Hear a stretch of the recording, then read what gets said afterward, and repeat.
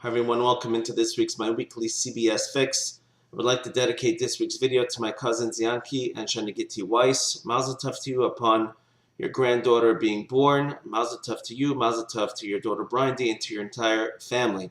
In this week's Parsha, Parshas Tetzaveh, so Moshe is instructed by Hashem that his brother Aaron should be taken. The verse says, V'ata kach es Aaron achicha, take Aaron your brother, and he should be the Kohen, he should be the one to lead the priesthood. And the Medrash tells us something very interesting as it counters our entire knowledge about Moses. He was very humble. It actually says he was actually very envious and very upset that Aaron was chosen for the priesthood and not himself. Now, we know that Moshe was the paradigm of humility. We know that he was the one that had to have received the Torah at Mount Sinai, so he was obviously full of humility. He was a great, great leader. So how are we to understand that Moshe was envious or upset that he was not the Kohen, but rather his brother was? So I'd like to share two answers with you.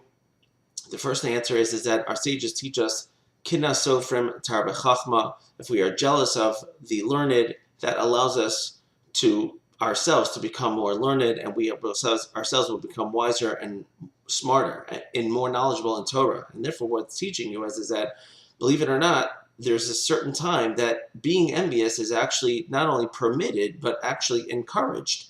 If you see somebody and his mitzvah observance is better than yours, you should strive to be like that. If you see somebody and they have a better life in a way that serves Hashem more than you have, it's nothing wrong with being envious of that. And to the contrary, if a person taps into that envy, it can make a difference in your life as well. A second explanation, and this is a little bit more simple, nevertheless quite true, and that is if Moshe was envious, he wasn't envious because of the position that Aaron was being afforded. What he was envious was he was made a quick self-introspection in 1 second. If Aaron is the Kohen, that means there's something deficient in me.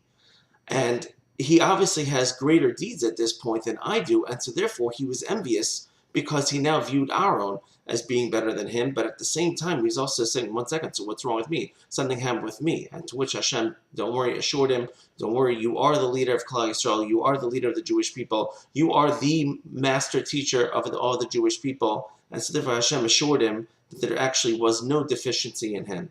To take this a step further, is that Moshe realized that if Aaron is going to be the Kohen, the priest, one of his jobs is to light the menorah, and the menorah represented Torah. So what was really bothering him is that I brought the Torah down from Mount Sinai. I should be actually the one then to be lighting the menorah. To which Hashem was also telling him that, no, you are the teacher. Aaron has to have his job. Everybody in Torah has to have their job. That way together, Torah is taught throughout the entire nation, and everybody has their strength and everybody has their job, and Hashem wants to promote whomever they can with the strength that they have. And so therefore, Moses, you're the greatest teacher of all. Aaron Cohen, his job is to aggrandize the Torah that you brought down from Mount Sinai. And so therefore, we all have our job. Everybody is given what they're supposed to do. And that was how Hashem was letting him know, don't worry, there's nothing deficient with you. I just want everybody to have their job. Certainly, having children is also, as we've spoken in the past, another amazing, incredible thing. So Mazel Tov again. Have a great, great Shabbos. Thank you for listening.